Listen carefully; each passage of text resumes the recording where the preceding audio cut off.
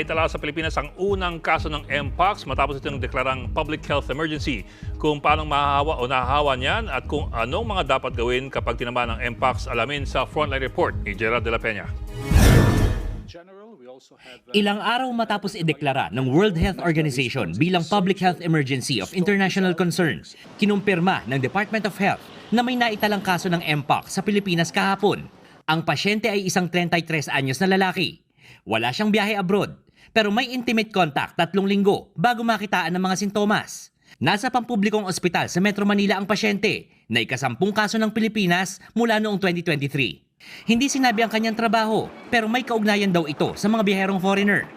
Noon pang nakaraang linggo itinuring na suspected case ang lalaki matapos lagnatin at magkaroon ng mga butlig sa iba't ibang bahagi ng katawan. Sa ngayon, nagsasagawa na ng contact tracing sa mga nakasalamuhan ng pasyente. Pinaigting na rin ang testing sa Mpox. Naka-alerto naman ang surveillance system ng DOH, pero hindi pa raw kailangan limitahan ang pagpasok ng mga dayuhan. Hindi na natin kailangan ng border control kasi nga, nandito na eh. Hindi naman siya nag-travel eh. So useless na magkaroon ng control sa border kasi meron na tayong sariling Mpox. Ang Mpox, na dati tinatawag na monkeypox, ay isang infectious viral disease o nakakahawang sakit. Di tulad ng COVID-19 na nakukuha mula sa hangin, na ipapasa ang Mpox sa pamamagitan ng close contact sa taong may virus. Kabilang sa mga sintomas ang lagnat, rashes, pananakit ng katawan, panghihina at pamamaga ng mga kulani. Ayon sa DOH, mas mabagal ang hawahan sa Mpox.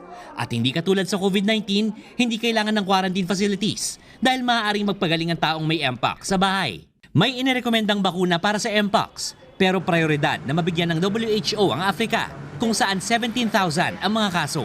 Payo ng DOH sa publiko, ugaling magugas ng kamay para makaiwas sa virus na ito.